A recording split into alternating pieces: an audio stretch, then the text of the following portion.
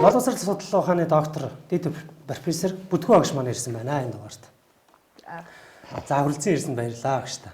За өнөөдөр ерөнхий сэдэв маань бас л нөгөө хүүхдийн хөгжмийн боловсрол одоо хөгжмийн боловсрол нь хүүхдэд ямар нөлөөтэй, ямар хэрэгтэй вэ гэдэг. Хамгийн их судалсан хүн та байгаа шүү дээ. Хамгийн анхны профессор доктор. Тэгэхээр энэ талаар одоо ярилцсанаа багш та. За хөгжмийн боловсрол гэдэг бол өөрөө их өргөн утгатай юм. Энэ дотор бол яг бидний барьж байгаа сэдэв бол ерөөсөө хүүхдүүд яаж хөгжмийн боловсрол болох вэ? Хөгжмийн боловсрол гэж юу хэлээд байгаа юм бэ л гэж байгаа тийм. Ерөөсөө тэгээ боловсрол дотор хөгжмийн боловсрол заашгүй эрэхтэй гэдэг нь одоо дэлхийд нотлогдсон учраас хөгжмийн хичээл гэж ороод байна тийм үү? Эхлээд хөгжмийн хичээл байсан, хөгжмийн хичээл болсон. Яагаад хөгжмийн хичээл болсон гэхээр хөгжим дотор ч ерөөсөө дууны уран бүтээл тийм. Одоо энэ дууны одоо төрлүүд байдаг учраас ерөөсөө хөгжмийн хичээл яа гэх. Ер нь бол яг хөдөө Оросд л одоо учил тийм ээ пени музыка гэдэг болохоос ш бусд нь бүдэрэн музыка гэдгээр явдаг байхгүй хөгжим гэдэг явдаг учраас дэлхийн түвшинд манай ер нь хөтлөг өөр стандарт орчиж байгаа учраас энэтэй холбогдоод энэ одоо 2004 онд стандарт хийхдээ л одоо ингэж хөгжмийн хичээл хөгжмийн багш гэж нэрлэж ирсэн байгаа шүү дээ тий. Тэгээд энэ 2004 оны стандартыг бол одоо хөгжмийн сургуулийн захирал багш ганццэг багш удирдах одоо нэлээд олон улсууд хийсэн байгаа. Энэ стандартынхаа дагуу одоо өнөөдөр бол үндэсний хөтөлбөр дэмэ цөм хөтөлбөр гэж боловсрогдоод байж байна. Энэ хүрээнд ерөн хөгжмийн боловсрол гэж юу гэдэг нь хүнд байх ёстой байгаа тэр ерөнхийдөө чадвар мэдрэмжүүдийг л хөгжүүлж байгаа. Хүн бол дуулж чаддаг байх нь, сонсож чаддаг байх нь, хөдөлж чаддаг байх нь, хөгжмөөр тоглож чаддаг байх нь шүү дээ. Энэ бүх чадваруудыг хөгжүүлэх гэдэг байхгүй юу? Тэр хүн болгон бол энэ дотор хүн бол сонсох чадвартай байх хэрэгтэй гэдэг их нарийн авч үзэх хэрэгтэй. Энэ талаас л одоо нэлээд судалгааны ажил хийх хэрэгтэй. Одоо сүүлийн үед бол хөгжмийн боловсролын талаар бас нэлээд судлаачид гарч ирж байгаа. Одоо удахгүй одоо инх жаргал маань доктор хамгаалах байх, мөн цаашлаа докторантууд нэлээд гарч байна. Тийм учраас хөгжмийн боловсрол гэдэг нь бол өөрөө одоо хүн төрлөختөн анх үсэл одоо сургуульд бий болсон цагт л одоо хөгжмийн боловсрол цуг явж ирсэн байгаа шүү дээ. Тийм учраас л хөгжмийн боловсролын асуудлыг яриад байгаа. Хөгжмийн боловсрол яагаад хүнд хэрэгтэй юм гэхэд тухайн хүний одоо өөрийгөө сонсдог, өөрийгөө мэдэрдэг, өөрийгөө илэрхийлж чадах энэ чадруудыг одоо бий болгоход маш их төлөвчтэй учраас л одоо хөгжмийн боловсрол хэрэгтэй гэдэг шүү дээ. Яг өнөөдөр бол хүүхдийг одоо бүтээлчээр өөрийгөө илэрхийлж чадах, өөрөө зохиож чадах, өөрөө аливаа үйл ажиллагаанд оролцож чадах тийм чадвартай хүн болох ёстой гэдэг шүү дээ. Энд чинь хөгжмийн боловсролын бүхэл үйл ажиллагаа явагдаж байгаа байхгүй. Тийм учраас одоо өнөөдөр бол ерөнхий боловсрол сургуульд явж байгаа хөгжмийн хичээл бол ямар өөрчлөлттэй гэдэг нь харагдаж байна. Одоо энэ өнгөрсөн 2 жил онлайн хичээл явуулснаас эхлээд зарим эцэгүүд бол одоо мэдэрч шүү дээ. Нэрээ хөгжмийн хичээл чинь 7 8 дугаар ангид чи ийм өргөн хүрээтэй юм үзтэй юм байна. 1 дугаар ангид одоо хөгжмийн хичээл орж байгааг гэртээ хөгжмийн хичээлд очиж байгаа хүүхдийг харлаа. Тэгсэн нөгөө өндөг болж ингээд ингээд тоглоод тэгэл нөгөө ингээд тий өндөг хагарлаа гэж гарч ирэл өө ийм хөдөлгөөн хүртэл хийд юм байна шүү дээ гэд ээж аав нь мэдэрч байгаа байхгүй. Тэгэхээр чин хөгжмөд чин бүх юм орд юм байна хөгжмийн хичээл тий хөдөлгөөн. Тэгээд хөгжим боловсролынхаа явц тун чин хөдөлгөөнийхөө эвсэлтэй болдог байх нь яриа хэлний эвсэлтэй болох нь дуу хоолойны эвсэлтэй болох нь яах гээд дуулуулд юм бэ? Хүүхдийн үндсэн тембрийг л одоо зөв хөгжүүлэх гэж гаргах гэдэг байна шүү дээ. Яах гэж үлээр хөгжим ороод байгаа юм бэ? Тэ. Тэгэд ер нь дэлхийд бол хөгжмийн хичээл ордог орнууд аль эртнээс л ер нь үлээр хөгжмийн зэнцүүд янз янзын төрлөөр хичээлдэг байсан. Тэгээ манайх одоо 2013 оноос эхлээд бүх 3 дугаар ангид орууллаа ч дээ. Тэгээ ингээд судлаа явж байсан нэг эмчийн өрөөнд сууж байсан чи одоо сүүлийн үед чи их одоо хүүхдийн шүднүүд их ингэж нэгт ургадаг эсвэл одоо их зайтай ургадаг гэдэг их үнэтэй юм шүдний юмнууд хийд юм биш үү? Тийм шүдч одоо бүр янз бүртэй байгаа шүү дээ. Янзын ийм нэг төмөр хийд юм байна. Тэгээд ингэж байжсэн чинь тэр ярьж байна. Тэгсэн чи ажид байсан чи ерөөсө хүүхэд ерөөсө хэлд ихс орж ихснээс нь эхлээд нөгөө мамаа нашрыг заагаад байдаг. Нөгөө л шүлэг мүлэг уншуулад байдаг чинь юутай холбоотой байх нь энэ яриа хэл холбоотой. Хоёрдугаарт нөгөө зөв амьсгаа авч зөв дуулуулж зөв үлдээж гаргаж сургах юм бол нөгөө энэ шүдний завсрууд чинь их жиг дургадаг гэж шүү дээ. Энэ амьсгааны үйл ажиллагаанаас болдгийг гэж ярьж шүү. Тэгэхээр бидний энэ үлээр хөгжмийн төр оруулаад байгаа чинь маш их чухал байдаг байна ш. Нэгдүгээр хүүхдийн одоо чэжний багтаамжийг сайжруулах нь, хоёрдугаар зөв амьсгаа авах нь, гуравдугаар зөв гаргаснараа бол шүд амны хүндийн одоо үйл ажиллагаа зөв хөгжүүлдэг байх нь. Тэгэхээр чинь одоо нэг л одоо зөвхөн үйл хөгжмөр ярих л юм биш үү те. Тэгэхээр одоо энэ хөгжмийн хичээлийг бол их зөв их чанартай явуултал багш их онцгой анхаарах хэрэгтэй. Гэхдээ ерөнхий боловсролын сургуулийн сургуулийн хэцүү юм нь бол нэг ангид 40-50 хүүхэд хичээлж штэ. Тэгэхээр чинь 40-50 хүүхэд зэрэг ингээд үлээлэх зэрэг одоо ажиллуулахад анхаар их багшд бас ачаалтай байгаа байхгүй юу. Гэхдээ яг үдэ 1-4 дугаар ангид 7 хоногт 2 цаг болгоцсон тулдаа л байгаа юм тий. 2 дугаарт бол хүүхэд бол хөгжмийн хичээл явцад маш их дэг журам дугуйн суралцдаг байхгүй юу. Хүүхэд чинь анхааралтай сонсно, зэрэг эхлэн живэл дуусна, зэрэг дуулна тийм үү? Зэрэг хөдлөн энэ бүх одоо сэтгэгээ сонсон тийм эмх цэгцэн сурдаг байхгүй юу? Тийм учраас хөгжмийн хичээлийн явцад хүүхэд бол сонсож сурдаг байх нь. Анхаарлаа төвдөрөв сурдаг байх нь, тэр анхаарлаа хуваарлж сурдаг байх нь тийм. Энэ бүх сэтгцийн процессыг хөгжмийн хичээл дээр маш их одоо системтэй явагдчихэдэг. Энийг л одоо багш нарыг сайн мэдэж хүүхдүүдэд сайн ойлгуулж ингэж сурах хэрэгтэй. Таныхаар нөгөө амьсгаа айгуу чухал гэж штэ та сая тийм. Тэгээ би саяхан ч байгаа одоо энэ жил ингээд нөгөө коронавитой сүүлийн 2 жил байж байгаа байхгүй. Тэнгүүд хүмүүсийн нөгөө стресс бухимдал гэртээ байгаад байгаа энэ нөхцөл байдлыг стрессийг ганц дайлдаг юм амьсгаа гэнэ л дээ. Тэгээ саний нөгөө манай нөгөө уламжлалт хангаах ухааны нэг хүн юм чи ярьж ирсэн байхгүй. Зүгээр л 32 цагаан логыг энэ тэр одоо ингээд тоолохоор хүний амьсгаа айгуу зүв авахдаг. Ингэснээр хүн ерөөс амьсгаа зүг авах тусмал стресс багасдаг. Тэгэхээр таны хэлснээр саний дээр дуу бол айгүй. Дууны дээр амьсгаа зүг авах ерөөсөө суралцаад байна гэж шүү дээ. Тийм шүү дээ. Эртний грек үед ч одоо агуу гэсэтгч Платон хэлсэн байгаа шүү дээ. 30 хүртэлх насны хүмүүс заавал дуулдаг байх хэрэгтэй. Хэрвээ тэр хүн дуулж чадахгүй бол энэ бол боловсралгүй хүн шүү гэж хэлсэн байгаа шүү. Тэгэхээр ягаад тэгэхээр ерөөсөө бурхнаас бол бид нарт хүн болгоно дуулах аюулсууд заягдсан байдаг чадвар. Ганцхан тэрийг хөгжүүлэх ёстой гэдэг байхгүй. Тэгэхээр хизээ яаж хөгжих вэ гэдэг чинь одоо хөгжмийн хичээлийн явцад хөгжинэ. Гэхдээ ер нь дуулах чадвар нь ямар төвшөнд хөгжиж болох вэ гэдгийг одоо энэ олон янзын байс Монголын шоунууд харагдаад байна шүү дээ. Хүн бол одоо тэр англи дуунуудыг ямар их чадварлаг дуулж байна тийм ээ. Ардын дууг ямар чадварлаг дуулж байна. Тэгэхээр чинь ерөөсө хөгжмийн хичээл үр дүнгүй биш маш их үр дүнтэй явагдсны л ач шүү дээ. Тэрнээс биш хүүхэд бол дуулдаг бол биш л байхгүй.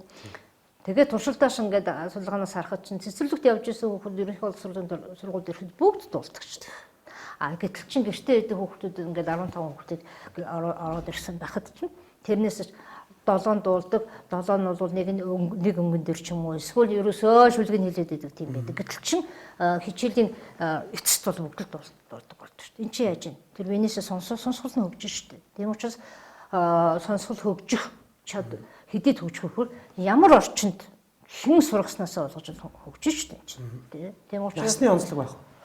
Байна. Ерөөсөө насны онцлог байна. Тэгвэл тэр насны онцлог нь юун дээр харагдах вэ гэхээр ерөөсөө ямар дуг ямар хэмжээнд заах вэ гэдгээс шалтгаална шүү дээ. Гэтэ одоо бол ингэж шүү дээ. Бид нар чинь бага насны хүүхдүүд ерөөсөө доошоо дуулж болохгүй, дээшээ дуулж болохгүй гэж хонол дээр тэгдэг байсан бол одоо чинь доошоо соёл гараад дээшээ мифа гараад байна шүү дээ. Энд чинь ямар учиртай гэх орчноос л болж шүү дээ. Орчноос болж байна. Гэхдээ тэгж ингээд энэ хүүхдүүдийг одоо маш их том хүний дуудуулаад даг дуулуулаад байдаг бол бас их бодох хэрэгтэй. Яагаад гэхээр эрд шилжилтийн насан дээр эрэгтэй хүүхдийн хоол их өөрчлөгддөг. Их хурцтай өөрчлөгддөг. Энэ шилжилтийн нас бол их наашилсан байна шүү дээ. Одоо 10-11-тэй хүүхдүүдийн шилжилтийн нас эхлээд байна. Тэгэхээр чи энэ үед нь бас хүүхдүүдэд тэгж их чанга одоо бахируулаад байх уу гэдэг дээр их бодох хэрэгтэй. Гэтэ альва юм бол заавал хоёр талтай байдаг. Тийм учраас хүний эрүүл ахуйн талаас нь их сайн бодож явах хэрэгтэй гэдгийг анхаарах хэрэгтэй. Сүүлийн үед ажиглагдаад байгаа бол энэ хөгжмийн хичээл дээр ажиглагдаад байгаа зүйл бол дууг их сайхан дуулуулахгүй болоод байна. Дууг дуулахгүй. Тий. Энэ дуу чинь дуулж л байх хэрэгтэй. Тэр орчин их сайн бүрдсэн байхгүй Монголд бол тий. Тэгээд одоо дараа нь хөгжмөн сонсох хөгжим хөдөлгөөн хийх тийм ээ. Зохиомжлох ийм зүйлүүдийг хараад байх хэрэгтэй. Харахад бол тий болоод байна. Тийм учраас энэ дээр анхаарах хэрэгтэй. Бидний баг багт ордог байсан үе. Тэгэхээр таныг ч гэсэн баг багт ордог байсан үе ч юм уу. Тэгэхээр тэр үед хэд хэдгээр ангид ордог вэ? Тэр үед ямар чадамжуудыг олгодог вэ? За би чинь 1970-74 онд хөгжмийн багшийн ангид төгссөн шүү дээ. Багшийн сургуулийн. Тэгэхэд бид нар дадлага хийж яхад 1-7 дугаар ангид хичээл ордог гэсэн. Тий. Тэн дээр ерөөсөө гол төлөв хөгжим дуулзаад хөгжмийн онлын анхны мэдгэдэггүй эзэмшүүл. Сурах хүчгүй байдаггүй байсан дээр. Тэр үед бол яг хүрээтэнд ажиллаж исэн Жаданбаа агш 1-р ангийн нэг сурах хүч бичсэн байсан. Ийм тэгээд бид нар дуугаа заадаг, хөгжмийн онолол голцоо заадаг гэсэн. Тэр үеийн хөтөлбөрүүдийг бол яг тэр үеийн зөвлөл холбоот улсын хөтөлбөртөө жоохон уйлдуулж гаргасан. Нэр нь үлдээ түрүүний ястэй нөгөө та хөгжмийн дуу хөгжмийн хичээл гэж байсан. За тэгээд дараа нь 80-аад оны ихээр бол оюун галхуу Отгонбаатар бид нар өвчин эрхүү бөмбөгшин дэд хөгжим багш анги төгсөж ирсэн. Тэгж ирээд бидрийг ирэхэд шүү 80-аад оны одоо хөтөлбөр шинжлэгдэжсэн. Ер нь тэр үеэс ер нь тэрнээс өмнө ер нь 5 жил болол хөтөлбөр шинжлэгдэж өөрчлөгддөг байхгүй. Одоо ч гэсэн тийм л байгаа шүү дээ. Бас шинжлэгдэн бүр өөрчлөгдөн тэг сайжруулна нэг. Тэгээд тэгэхэд одоо анхны хөтөлбөр шинжлэгдэж ирсэн. Тэгэхэд чинь хөтөлбөр боловсруулах чинь нэлээ арга хэмжээ авч ирсэн улсаас. Тэр үед Соёлын яамны дэд сайд байсан Нарантуй багш одоо дараа нь хөгжмийн багшийн коллежийн захирал байсан. Нарантуй багш даргалаад Жансан нуур багш чинь хөгжмийн зохиолч долооны нарийн бичгийн дарга байсан. Тэгээд тэр хөтөлбөрийн нарийн бичгээр Жансан нуур багш ажиллаад мөн одоо тэр хөгжмийн зохиолч долооны нарийн бичгийн даргын туслах байснууд ашиггүй хөгжим судлаач энэ хүмүүс бол даргалаад тэгээ бид тав ингээд хөгжмийн боловсролын хөтөлбөр сургалт орж. За тэгээд хөгжмийн сургуульд зогсож ирсэн та нар сурах хүч гэвчгээд тэгээд тэгэхэд чинь 1-ээс 7 дугаар ангид орж ирсэн. Тэгээд 1-ээс 7 дугаар ангид сурах анх тэгж иж бүрнээр гарч ирсэн. Гэхдээ бидэрт их хүнд байсан. Яг тэр бид нар харж барих юм байдаггүй байсан. Сурах хүчний стандарт энэ гэж бас боловсроогүй байсан. Бус сургууль одоо математик Монгол хэл бол тэр сурах хүчтэй байсан юм чинь. Тэгээд хүрээтэнд ганцхан Орсын 3 дугаар ангид сурах хүч хийсэн. Тэрийг Отгонбаатар ярьчихвал. Тэгээд бид нар чинь баг нэг өрөөнд суугаад өгдөрөд хэдэн сар шахуу тэгээд сурах хүч бичээд 1-ээс 7 дугаар ангид сурах хүч биччихсэн. Тэн дээр бол анх бол дуу заа хөгжим сонсох нь хөгжмийн анхны мэдгэдэггүй олно гэсэн энэ тий хонлын мэдгэдэггүй буюу нотор дуулах гэсэн энэ одоо элемент дээр явж ирсэн. Хөгжмийн онлоо бол яг нөгөө нотор дуулахтайгаа цуг. Тэгээд яг ингээд удирдуулалаар нь тэгж хийжсэн. Тэгээд тэр сурах бичиг хийж байхдаа жишээлбэл 1-р ангийн сурах бичиг хийгээд дуусахад 4-р улирал нь 2-р ангийнхаа эхний улиралтай бол тий бас ингээд залгамж байхаар ингээд хийжсэн. Тэгээд 1-р ангийн сурах бичиг Жаданбаа агш Отгонбаатар 2 бичээд 2-р ангийн сурах бичиг Чагнаа агш тэр бичээд 3-р ангийн сурах бичиг Сангидэрж бичижсэн. Хөгжмийн зохиолч. Тэгээд чинь 1-ээс 3-р ангийн гэдэг нь улаан ном гарч ирсэн шүү дээ юм. Зузаан. Тэгээ их анх хэвлэгдэхдээ тэр чинь нөгөө цаанаас хэвлийн компани чинь нөгөө авторуудын бичиг үлдчихгүй юу. Тэгээ хоёр дахь хэвлэлтэн дээрээ бичсэн.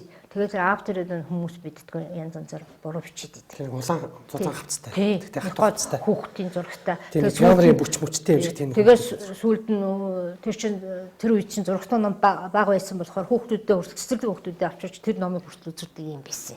Тэндээс эхлээд анхаад гонч сумдгаа 9 сарын 1 гэдэг дог зааж гисэн. Тэгээ үргэлжилсээр яваад 2004 онд тэр гонч сумдгаа 9 сарын 1 гэдэг дог барьцсан. Тэр үед л анх Отгонбаатар ч тэгээд нөгөө манайх ч хөгжмийн сурах хүчтэй хамгийн зовлонтой юм гээд хөгжим судлалын шүүмжил энэ төр байдаггүй учраас тэр тухайн хөгжмийн зохиол бичгээд их хүндрэлтэй тухайн одоо зохиолч тэрийг олж бичдэг юм байсан. Тэгээ анх бол одоо баг Жалам харжин 3 анги зохиол ингийн 3 анги зохиолч юм байдаг гал зургаар нэг үзүүлээд тэмлэлээр нэг үзүүлээд ингэж гарч ирж ирсэн байхгүй юу.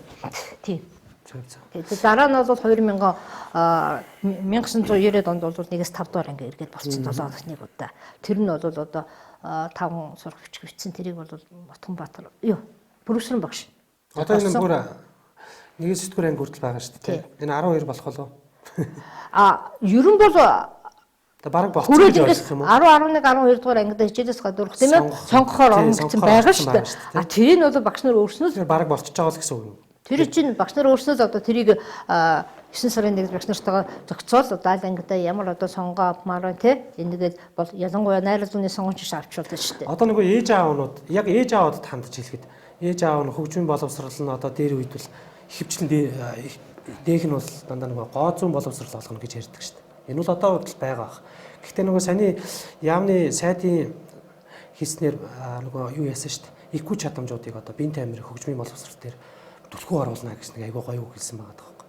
Тэгэхээр одооны хүүхдүүдийн авах чадамж нь яг юу байна? Тэрийг жоон та тодорхой ээж аавд яг ойлгомжтойгоор хэлвэл. Ер нь бол яг чадамд гэж чинь Оросоор бол эмоциональны интеллект гэдэг байгаа. Тэгээд оюун ухааны талаас сэтгэлийн хөдөлгөөн бол оюун ухаанд яаж нөлөөлдөг юм бэ? Оюун ухааны хөгжсөөр хүн яаж одоо тань мэддэг юм бэ?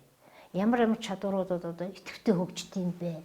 Тэрийг одоо ямар төвшөнд хөгжүүлэх вэ? Өнтер гэдэг талаас л одоо их сайн бодох хэрэгтэй байгаа юм л да. Тэрнээс биш одоо одоогийн хөтөлбөр сурах хүчтэй байж байгаа юмнууд бүгд л байгаа.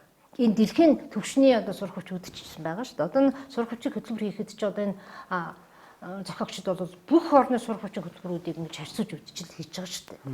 Тэгээ энийг одоо сайн мэдэхгүй жиж их шүүмжилдэг. 2006 онд оюун билег багш битэр чинь Оросд очиж мэрэгжил дэвшлүүллээ шүү дээ. Тэгээ Оросд очиж мэрэгжил дэвшлүүлэх чинь бүх сурах хүчтэй нь гарцсан. Тэгсэн мөртлөө хөгжмийн өрн зохиолын түүхэн асуудлыг түүхэн хичээл заадаг байсан байхгүй. Тэгээд нэг хөгжмийн доктор хэлжсэн. Бидний урлагийн түүх, хөгжмийн түүхийн асуудлыг хөгжмийнхаа хичээлд оруулах гэж бид нэр зүтгэж байгаа судалгаа хийж байгаа. Гэтэл чи манад бол бүгд нь орцсон байгаа шүү дээ 8-9 дугаар тий. Тийм учраас манайх бол их өргөжтэй явж байгаа байхгүй юу? Одоо хятад гэхэд чинь одоо өлөөр хөгжим бүх сургууль заадаг гэдээс үгүй л байл шүү дээ. Ягаад тэгэхээр заана гэд оруулсан албан ёсоор заадаггүй. Сайн одоо удирдлагууд нь дэмждэг сургуульдаа заадаг. Гэтэл чи манайх бүгд заа гэж оруулсан шүү. Зааж байгаа шүү дээ. Энд чинь ямар хэрэгтэй юм бэ гэхээр чи тэр хүүхэд зөвхөн одоо тэр бишүүрдээ биш. Тэр хүүхэд бол яаж нөлөө сурч чинь хоёрдугаар нотоор тоглож сурч чинь. Тийм учраас дараа нь ямар ч хөгжмийг нотоор тоглож сурах юм аа л гэсэн ойлголт байхгүй. Тийм учраас эдгээр чинь дандаа туршилттай хийж байгаа шүү. 2008 онд чинь Японы Yamaha корпорац одоо манай Монгол дахь төлөөлөгчийн газар Протек байна шүү дээ компани гэдэг. Мөн одоо соёлын яамны мэрэгжилт мөнгө цуул гэдэг одоо инновацийн дарга болсон байлээ. Их идэвхтэй тийм одоо хөгжмийн боловсрол талаас их идэвхтэй маш их одоо юм сэтгэдэг ийм эмэгтэй байгаа. Эдгээр хамтраад одоо Монголын бүх аймаг сумуудаас 3 багш авчирсан шүү дээ. Үн төлбөр. Тэгээ Yamaha корпорац 2 Япон ирж хичээл заасан шүү дээ. Тэгээд намар нь бол 9 сарын 1-нд нь бол тухайн багш хэдэн анги заамаар байна. Хөсөлтөө өгöd 1 юм уу 2 анги заах хөсөлтөө өгöd тэгээд одоо 3000 хүүхэд 30 багшид үн төлбөргүй хөгжмийн хувьцааж бид зааж ирсэн шүү. Тэгээ маш их үр дүнтэй болсон юм. Тэгээд шууд сургуультанд хэрэглэх гэсэн яам зөвшөөрөхгүйсэн. Тэгээд сүүлд одоо 13 онд сургуультанд хэрэгсэн байхгүй. Тэгэхээр манай багш нар бол одоо ямар ч хөгжмийн заах боломж нь олдох юм бол заах нь шүү дээ. Тэгэхээр хөгжим бол ерөөсөө Америкийн нэгдсэн улсын Америкийн одоо нэг сэтгэл судлаач хэлсэн байгаа шүү дээ. Хүүхдэд ямар ч орчин бүрдүүлж өгч чадаагүй гэж хөгжмийн орчинд оруулаагүй гэж хөгжмийн авьяасгүй гэж хэлж болохгүй. Хөгжмийг сурна гэдэг бол ерөөсөө ямар орчинд байна гэдгээс л хамаардаг гэж. Орчин чухал гэж байна тийм.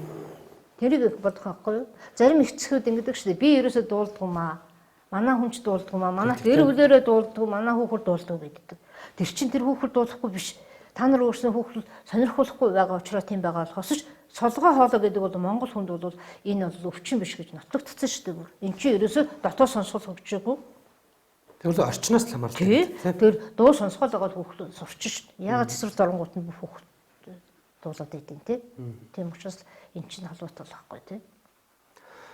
Нөгөө хөгжмийн боловсрал нөгөө сэтгэлийн боловсрал гэж яриад байгаа л та. Тэгээд одоо ингэж байна. Сүүлийн 2-3 жил ингээд нөгөө equal гэж баха яриад байгаа. Бусдыг ойлгох гэл. Яг тэр нөгөө сэтгэл хөдлөө мэдрээд бусдыг ойлгох. Таны саний нөгөө орс юугаар хэллээ шүү дээ. Тэр бусдыг ойлгох чадвар гэдэг байгаа. Тэгээ энийг яаж ойлгох вэ гэсэн чинь одооний зүгээр том болоод баг ойлгох юм шиг. Том болоод олон ном уншиж тэрийг ойлгох юм шиг. Тэр энэ яг хөгжмийн боловсролоорч дамжаад бусд хичээл мэтэрч дамжаад тэрэнд багаас нь олгогдоод байгаа шүү дээ. Тийм шүү. Энд дээр та нэг тодорхой хэлж. Тэгээ эко хөгжил гэдэг чинь ерөөсөө эцэст хүн сэтгэлийнхаа хөдлөлийг яаж зөв залж гин, яаж зөв залах уу, тэрийг яаж сэтгэл хөдөлгөөнийг одоо тийм ээ удирдах уу, яаж одоо сэтгэл хөдөлгөөний одоо эерэг тал руу одоо тэрнийг хөдлөх үү. Тийм яг тийм байгаад байгаа. Энэ үйл ажиллагаа л ахгүй. Тийм учраас хүн хүнтэйгээ яаж харьцах вэ гэдэг. Энийг бол багаас цэцэрлэгээс нь зааж л байсан. Тийм. Цэцэрлэгээс нь зааж л байгаа ш. Хүүхд ингээд та нар нөгөө бүжигийн хөдөлгөөн заахаар хүүхдүүд нэгнийгээ очиод өргөхээр яадаг л дээ. Айл гайгүй хувцасныгаа, айл хитэр итгэвтэй орсныг очиод ингээд өрдөг штэ хүүхдүүд тий. Тэр чинь яаж ийнэ? Тэр чинь бас сэтгэлийнхаа хөдөлгөөнийг удирдах явж чадчихлаа шүү дээ. Гэтэл чинь бүгдийг хамруулахын тулд багш тэнд чинь үйл ажиллагаа явуулдаг чинь. За та хоёр цуглаа шүү. За та хоёр за эхлэе гэдэг ингэдэг үстэй. Тэг чин багш тэрийг яаж зүв хуваарлж шүү дээ. Ганцхан сонгороод үлдчихгүй нэ шүү. Тийм учраас эн чинь бол ерөөсөө сэтгэлийн хөдөлгөөний одоо бүхэл үүдтэй сэтгцэн процессын бүхэл үүдтэй одоо нэг гэж явж байгаа байхгүй. Хүн чи одоо маш одоо ууртай байна, уцаартай байна. Эн чи яаж ийн хүн одоо сэтгэлийн хөдөлгөөний тэр үндсэн чадвар гэдэг л эзэмших хэрэгтэй байхгүй. Өөрөө барьж чадах хэрэгтэй байна. Тэгэхээр энийг одоо яах гэж одоо тэр бясалгалд яваад байдгийг. Өөрийгөө л одоо цэцгэлэх гээд байна шүү дээ. Тийм учраас л одоо дуу их сонсох хэрэгтэй, сайхан дуулах хэрэгтэй тийм үү гэдэг. Эн чинь одоо нэгсэндээ дуу чи өөрөө бясалгал байдаг шүү дээ. Дуу чи өөрөө дууны урлагч амьсгааны урлагч гэдэг шүү дээ. Амьсгааны техникийн урлагч дуу шүү дээ. Одоо найрад өнтертэй мэднэ үү тийм ээ. Хүүхдүүд заах тийм эндээс л ихчих хэрэгтэй. Тийм учраас багш нар бол өгчийн багш нар ядахта хичээл эхлэхдээ нэг 3 сайхан те зөв амьсгаа авахулаад гаргуучаал тэгэл хичээл эхэлдэг. Эн чи өөрт нь ч дасгал болоод хүүхд ч дасгал болно шүү дээ тийм. Тийм учраас эко гэдэг бол эцтэй хүн ерөөсөө өөрийнхөө сэтгэлийн хөдөлгөөнийг яаж мэдрэх үү, яаж жолоодох үү, яаж барих үү гэдгээс л болчихно. Энийг л зөв хүмүүжүүлж чадсан бол хүүхд бол бэрхшээл дээр уйлаад байхгүй тийм ээ. Том хүн ч гэсэн бэрхшээл гарахаар л одоо тийм арх тамхи хэрэглээд байхгүй сэтгэлийнхээ хөдөлгөөнийг барьдаг. Даван туулж чаддаг тийм ээ. Тэгээд тэрийг зөв илэрхийлж чаддаг ийм л байх хэрэгтэй байхгүй. Тэгэхээр энэ нөгөө яг энэ яриад байгаа таны энийг л одоо харин 10 жилийн ч юм уу цэцэрлэгийн боловсролд яг ямар юурууд хичээлрүүд оруулж өгвөл энийг гоё хүүхдүүд ойлгомжтой болох бол. Энэ хөгжим том болсон үед нь ингээд номоор ингээд шахаад авах биш. Ерөөсөө хөгжим сонсон л байдаг шүү дээ. Хамгийн гол нь эхлээд сонсож сурах хэрэгтэй. Энэ сонсож сурна гэдэг чинь маш том одоо чадвар шүү дээ тийм. Төсвөртэй сонсож сурна. Тэгээ сонсчод өөрөө бодсноо зөв илэрхийлэх чадвартай байх хэрэгтэй. Одоо хувийн сургуулиудын улсын сургуулийн их олон хүүхдтэй болохоор багш нар тэр болгон сайхан ажиллаж чадахгүй шүү дээ. Энэ бол багшд хүндрэлтэй. Энийг цаанаа бодох хэрэгтэй. А гэхдээ бүгд жигд чимээгүй болоо сонсч чаддаг. Тэмдэг журам сурах хэрэгтэй байхгүй нэгдүгээр. Тэгэл хичээл эхэлж чаддаг. Энэ бол багш маш чухал. Дээхэн одоо Бадам ханд багш гавьяат багш хэлж ирсэн. Ангид орж ирээд хүүхдтэй 30 хэдэн янзаар мэдлэгдэх юм а гэж. Тэр нь яаж ийм ангид орж ирэл тэр хүүхдийг бүгдийг хараагаараа хараад ажиглаад хүүхд болгон тохируулаад тэгэл чанга дуурах уу яахан дуурах уу гэдэг ингээ тий эхлэх нь шүү дээ. Тийм учраас энэ бол тийм их онцгой чадвар. Анхаарлын төвлөрүүлж чадаж ижил сая яг хөгжим сонсох нь анхаарлын төвлөрүүлж чадаж ижил юмыг зэрэг хийдэг болгоно, зэрэг дуусгадаг болно. Тэгэхээр хөгжим бол өөрөө ийм их олон чадварыг эзэмшүүлэх хэрэгтэй байхгүй юу? Энэ дээр бол хөгжим багш нарыг онцгой үүрэгтэй. Та 2008 онд гэж өнөөдөр бишгүүрийн анхны юг Ямахагаас гарч ирж байгаа. Туршилт хийсэн шүү дээ. Тэгэхэд за яаж бас сууж л байсан гэлээ яг анхных нь. Тэгэхэд нөгөө нэг яг тэр хөгжмийн нэг даваа юм бас манай үндэсний хөгжим ч өөрөө бутын дуучин дандаа лимбэр дагаж явдаг байсан шүү дээ тий үндэсний хөгжмүүд. Тэгэхээр тэр нарийн цоглог ардын дуу уртын дуунуудад тоглоход бас их гоё тохиромжтой хөгжим байгаа байхгүй бол нэг талаараа. Тийм үү. Тэгэхээр хөгжмнүүдээ гоё. Тэр зохиолууд маань гоё нутагшхад аягүй төхөн байгаад байгаа байхгүй бас. Тэр үед бол одоо энэ Бодормоо сайд байсан шүү дээ. Тэгээд Бодормоо сайд чинь маш хурдан зөвшөөрсөн. Тэгэл тэр чинь яамны зөвшөөрөл авч хийх ёстой юм чи хийсэн. Тэгээд Yamaha корпоратив сайн баярлдаг байхгүй. Гэхдээ тэрнээс хойш Yamaha хайчихсан. Уг нь бол тэр чинь бол ялгаагүй л одоо бас цаашаа өргөжлөл яваал байгаа юм чинь өргөжлөл явах хэрэгтэй шүү дээ. Тийм учраас цааш нь бас дахиад хавар бас семинар хийсэн шүү дээ багш нарт. Тэгээд тэр хөгжим чинь дээшээ доош маш их гарсан. 3 ахтай тоглох тийм дадлага хийсэн. Танаа сургууль нэг оруулж ирээд нөгөө бас нэг фа хөгтөө те оруулж ирсэн шүү дээ. Бишгүр. Тэгээд герман бишгүр. Тийм герман бишгүр. Нэг нь барако бишгүр, нэг нь герман бишгүр. Тэрийг оруулж ирээд уралдаан мурлаан зохиосон чинь нэлээ тий хөгжиж ирсэн шүү дээ. Энэ их зөвлөдөө. Гэхдээ цаашдаа ийм зүйлийг явуулахын тулд бас нэг ивент эцэгч энэ төр тийм ээ олоод жил болгон явуулах хэрэгтэй юм. Тэр чинь бүр нийслэлийнх бол яалтчгүй яа тийм ээ. Дэмждэг. Тэгээд нийслэлийн сайн нөгөө нийслэлийн иргэдийн төлөөлөгч байсан Мөгчаргал дарга гэдээ бас маш олон жил дэмжсэн. Тэгээд нөгөө ээж аав нар хөгжмийн дууланд ч юм уу хүүхдээ авчирхаар ингэдэг шүү дээ. Хоёулаа эсрэг хүүхд. За манай хүүхд нэлийн хөдөлгөөнтэй жоохон суулгах сурах гэсэн гэж. Нөгөөт нь болохоор бас нөгөө нэг даруу бүрэг юм аваад энийг жоохон задлах гэсэн юм. Тэгэхээр энэ хоёрыг задлагдаг байх нь, суулгадаг байх нь хөгжмийн боловсрол ер нь. Энэ тал дээр Ер нь бол ээж аав нар зориулаад. Ер нь бол одоо сүүлийн үеийн нэг ажиллаад байгаа 5 нас хүртэл нь эрхлүүлчихэл тэгээд одоо л энийг одоо тийм ээ суулгах сурвалж. Одоо энийг одоо тий задлан шүү гэдэг. Энэ үед тэр хүртэл эцгүүд өөрснөө их сайн ажилласан байх хэрэгтэй. Эцгүүд нь их сайн ажилласан. Тэр нэгээс 5-аас доош бол бүр айгүй чухал нас байгаа. Тэгээ хамгийн гол нь хүүхэд чинь овог нэрээ мэддэг тийм үү? Тийм үү? Ээж аавынхаа нэрийг мэддэг, хаана оршин суудаг мэддэг, өөрийгөө их сайхан тайлбарлаад тийм ээ? Өөрийнхөө тухай ярьждаг хүүхдүүд маш их хурдтай сурдаг. Энийг бол олон. Гэтэл чи эрхлээд үг хэлж ядаад те ингээд идэг хүүхдүүд задрахтай их ховор байдаг. Хүүхэд задрах гэдэг юу шилээд байгаа юм гэхээр өөрийгөө одоо тоглож байгаа юм чэйжилчээд өөрийн болгочоод тоглоод өөртөө баяр баясгалан аваад тэндээсээ буцаад тэгээд тэр сэтгэлийн мэдрэмж аваад байгаа бол тэр бол задардаг. Ийм ер нь бол яг тэгдэг шүү. Тий. Тэгжиж л тайзан дээр гараад одоо би тэр хүүхдээ ордны хаан хуур гэж янз янзын тэмцээнүүд хүүхдээ оруулж яхад манай нэг хүүхд дөрүүлж ирсэн. Тэгэхэд их бүрэг хүүхд байсан. Тэгээд яваад ингээд бүр ингээд задарч байгаа мэдгэж байгаа юм чи тайзан дээр өөртөө итгэвтэй болгоомж тэр ангийнх нь нөлөөлөлмж тэр шал өөр болж байгаа байхгүй тий. Манай Музарт сургуулийн төв бол одоо 10 гаруй жил болж байна хөгжим бүжгийн нөгөө багш цогцлон багш хичээл зааж ирсэн. Тэгээд би дагалдаж ингээд хичээл заагаад тэгээд цогцлон багш байхад бид нар биш жилд 2 удаа тайлан тоглолт хийдэг байсан. Яагаад ингээд тайлан тоглолт хийгээд идэм бол гэж боддог байсан. Нэгдүгээр хүүхдэд задарч байгаа. Тэр чинь зөвхөн нэг маамаа наашаа тоглоо сурцсан тийм ээ гацуурхан тоглоо сурцсан ч гэсэн тайзан дээр гарахад тэр чинь хүүхд чинь одоо тэр чинь маш их давтах болно. Чэйжд нь хоёрдугаарт гараад ёслон гоё хувцлан тийм ээ тэр олон хүмүүс үзээд алга цаш чинь тэнд хүүхд задраад тэгэл дараа нь бол хүүхд маш сайн тоглодог. Хоёрдугаар тэрийг тоглож явахдаа багшаа би тэрийг тогломоор шүү. Энэ хүүхдээ энийг тогломоор байна шүү гэж хүүхдийн яхаа сонирхол бий болдог. Гуравдугаарт эцэгүүд баярлдаг хүүхдээ хараад одоо яам тийм ээ дандаа баярлж идэг. За одоо хүүхд маань өшиг хөвчих юм байна. Энэ тийм ээ гэдэг. Тэгээд энэ бол маш их нөлөөлт. Хүүхэд эцгүүд хүүхдээ үзэхээр их баярлдаг. Хүүхэд эцгийгээ үзэхээр их баярлдаг. Тийм. Өөрийгөө одоо би одоо өөрөө итгэлтэй болчихсон шүү дээ. Өөрийгөө үзүүлчихсэн шүү дээ. Тэхийн тулд мэрэж шүү дээ. Тэр нэг чухал. Тэгжиж эцэг хүүхд хоёр хоёулаа баярлж ирсэн тэндээс чинь сэтгэлийн таашаал авна үстэй. Тэ. Тэрэл баяр өсгсөн. Цэцэрлэг боловсрол тэ. Эцэг сэтгэлийн боловсрол гэж юм бэ гэхээр цэцэрлэгийн боловсрол гэдэг бол альва ямиг өөрийнхөө хүлээж авч зөв тийш нь тэ хандуулах, чиглүүлэх, хүний хүндлэх, өөрийгөө хүндлэх чадварт сурахыг л сэтгэлийн боловсрол гэдэг байгаа. Яагаад одоо сэтгэлийн боловсрол гэж ярьдаг болсон гэхээр хүн дандаа бинийг тэ жоох юм хийгээд ирэхээр л өөлж идэв. Тэгэхээр таны наадтай ярьж байгаа юм чинь яг адилхан байгаа байхгүй. Хүнийг хүндэтгэх гэж байгаа. Тэгсэн чинь одоо бусдыг ойлгох адилхан л үг. Тийм үү хаста тий. Тэгэд нөгөө харилцаа гэж байгаа. Өөрийгөө илэрхийлэх гэдэг. Энэ нь өөрийгөө таних ч юм уу тий. Бусдтай харилцах харилцаа гэл яг л адилхан өгнүүд л гарч ирээд байгаа байхгүй. Жохон өгний нэг юм өөрлөл юм байгаад байгаа. Тий. Эдрийг л одоо хүн ер нь хичээлийн явцчихсан нэг л илэрхийлэх ёстой шүү дээ. Би нэг хөгжмийн хичээл Оросын хөгжмийн хичээл сурж ирсэн чинь их гоё тийм нэг дасгал хийсэн тэр багш. Зүгээр л энгийн дасгал. За бинлүүгээ хараад инээгээрээ.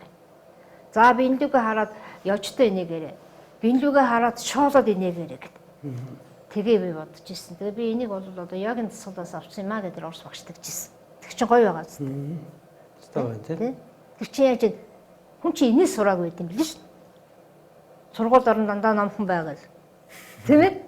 Энэс сураагүй тийм. Тэгэхээр би нэг одоо залуучуудын сайхан энэс сурахгүй бол энийг те баярлаад инээж байгаа нь мэддэхгүй. Явжлоо, явцаад байгаа нь мэддэхгүй те. Инээхээр би энэс ууралдаг хүртэл зан чанар байгаа ш. Тэгэхээр хүний ерөнхий зан чанар технологиуд байхгүй хөгжим бол. Ерөөсөө тийм учраас ерөн цаашдаа бол ерөн хөгжмийн багш болон хөгжмийн хүмүүс, урлагийн хүмүүс ер нь энэ ёс зүй өөрийнхөө одоо сэтгэлийн одоо зөв илэрхийлэл гэдэг их онцгой анхаарах хэрэгтэй. Ягаад гэхээр энэ бол нийгэмд маш том үүрэгтэй байхгүй юу? Саяхан гавьч жижигч нь бацхгүй хэлжсэн. Тайлан тоглолтынхаа өмнө бид нар дуугаар нийгмийг хүмүүжүүлж байна. дуугаар нийгмийг одоо татчихэв. Тэдэрт одоо сайн сайхныг юм аваачиж гин гэж байна тий. Тэгвэл дуучид болго энэ дээр онцгой анхаарах хэрэгтэй. Дээхэн Бацгай бас нэг сайхан үг хэлж ирсэн. Хүн мэдэхгүй маяг шүүмжилдэг юм аа. Тийм шүү дээ тий. Тийм учраас одоо мэдэх гэж их оролдоо, чадах гэж их оролдоо гэж. За сүүлийн асуулт гэж. За. Хөгжмийн багш мэдээж дуу зааж байгаа. За заримдаа бүр бүжиг зааж байгаа. Тэ? Тэгээ найрал дуу хөгжим. За тэгээ баг шүлгийг чийжлүүлээд бүх юм л зааж ийн л та. Тэгээ эндээс ямар хөгжмийн багш нарын бас нэг завгүй байгаад байгаа шалтгаан баахан олон баярууд байгаа тий. Баяруудаа бэлтгэн, концерт бэлтгэн асуудал зөндөө.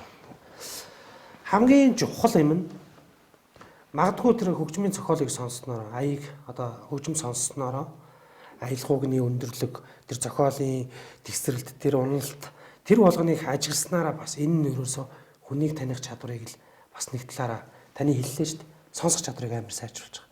Сонсдог бол тэр хүн чадвар, таних чадвар, тэр сэтгэн бодох чадвар, тэр сайхан нэг ийм гэгээлэг ийм дэврүүн хүсэлтэй гэдэг чинь урлагийнх нэг ийм тийм дэврүүн гэдэг.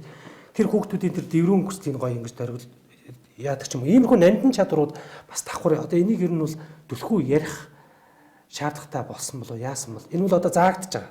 Угаасаа энэ ч л хамгийн гол. Хамгийн чухал нь энэ. Хамгийн чухал нь шүү дээ. Тийм учраас тэр багш. Энийг харин ойлгохгүй байгаад байгаа нь л ойлгуулахын тулд багш өөрөө л их сайн тийм баг. Нэрэх хэвээр. Тэрийг ойлгуулж өгөх хэвээр. Тэр одоо хөгжим сонсох үйл ажиллагааны явцад тэр хөгжим сонсохоор одоо тэр нөгөө янз янзын тэмцээн уралдаан явуулж болно. Тайлбар концерт ч юм уу тийм ээ янз янзын одоо үйл ажиллагаа явуулж танилцуулах хэрэгтэй. Жишээлбэл 8 дугаар ангид дунд ч юм уу тийм ээ ингээд 2 дугаарт бол энэ тэр бүх чанарууд чинь хөгжим сонсох үйл ажиллагаа тэгээд тэр дуулах үйл ажиллагаа тэр дууны утгаа агуулгаар хүнтэй яаж хөгжих үү яаж сонсох вэ энэ ерөөсөө зөвхөн багшийн үйл ажиллагаанаас хамаарат байгаа. Тийм учраас олон юмд бас сатаараа олон юмыг яаж хийх вэ гэдгийг бас их нарийн бодож төлөвлөж жилд нэг зүйлийг туршиж үзэж болно шүү. Яг энэ дээр нь гоё анхаарат явуул. Жилд нэг удаа туршиж үзэж болно шүү. Багш өөртөө туслах одоо турших эрх биш шүү. Тийм учраас тэрийг нэг анхаарч бодох хэрэгтэй. Сүүлийн үед бол өөр хөгжимдөр нэлээд анхаарсан. Тэгээд 3 жилийн өмнөөс 3 дугаар ангид дунд бас усын хэмжээний шалгалт авсан шүү дээ, тийм ээ. Тэн дээр бол одоо бас л онлайн мэдлэг энэ төр те ямар хувь байна гэдэг. Тэгэхээр хөгжмийн онлайн мэдлэгийг бол одоо сонсох хөгжмийн явцад хүндэд олгож шүү дээ, тийм биз. Сонсох хөгжмийн явцад. Одоо кабелевский систем гэдэг оршууд гэдэг тэр бол ерөөсө дуу заах явцад л хөгжмийн онлайн мэдлэг. Одоо эн чинь бүтэн орч өгөхгүй барьж байгаа тохиолдолд хэд тоолж байна тийм үү? Тийм. Онлоо ойлгож байгаа учраас тэр зохиолоо ойлгож шүү дээ. Тэр нь бол хэмжээ гаргах гэсэн үг байхгүй. Тийм учраас энэ дээр бол одоо дуу заах явцад багшийн гарын дахиа тийм ээ багшийн өөрийн хувирал тэрэл өгч явахад л тэр одоо жишээ сайн юм уу аль нөхөө сайн тийм тэр л одоо пауз ч одоо бид нар чинь сайн юм уу аль нь вэ гэдэг дугаар л одоо олон жил өгч явлаа шүү дээ. Тийм учраас одоо ямарваа нэг сургууч энэ тэр зохиоход бас хүмүүс мэддэггүй. Нийхэд одоо тэр өчнөн жилд заасан доо энэ хэрэггүй гэдэг. Үгүй шүү дээ. Оросд чинь шинжилийн зууч одоо 100 гаруй жил болчиход байж байгаа. Чи манайх л одоо шинэ зүү хэрэгтэй гэл баахан шинэ зүү бичдэг. Тэр нь одоо сайн заагдахгүй сараад 10 жил болчих. Тийм тохиолдол байдаг шүү. Тийм учраас дуу гэдэг бол энэ чинь хэдэн жил ч зааж болох ч нэг дуу. Тэрэн дээр бол за одоо та хөгжмийн багш нартаа хандаад гоё үг хэлээч. Сэтгэлийн боловсрол гэдэг байгаа ч ерөөсөө өөрөө хөгжмийн боловсрол юм шүү. Хөгжмөөр дамжуулж хүний сэтгэлийн хөдөлгөөнийг л одоо хөгжүүлэх сэтгэлийн хөдөлгөөнийг одоо эрэг тийш нь хандуулах, хүнийг таньж мэдэх, хүнд одоо туслах ийм л үйл ажиллагаа явуулж байгаа шүү дээ. Тийм учраас хөгжмийн хичээл дээр явбал дуулахгүй хүмүүс бол дуулж чадж байна. Доктортаа сууж сонсож чадж байна. Доктортаа сууж хөгжимдөж чадж шүү дээ. Тийм учраас энэ үйл ажиллагааг явуулаараа. Тэгээ онлайнаар бол одоо тэр хөгжим сонсох, мөн дуулах, хөгжимдөх үйл ажиллагааныг онлайнаар явуулж байгаа олон багш нарын туршлага байна лээ. За ингээд ярилцсан дурсанд баярлалаа. Баярлалаа багшигээ ярьсанд баярлалаа. Сайхан ажиллагаа боллоо. За.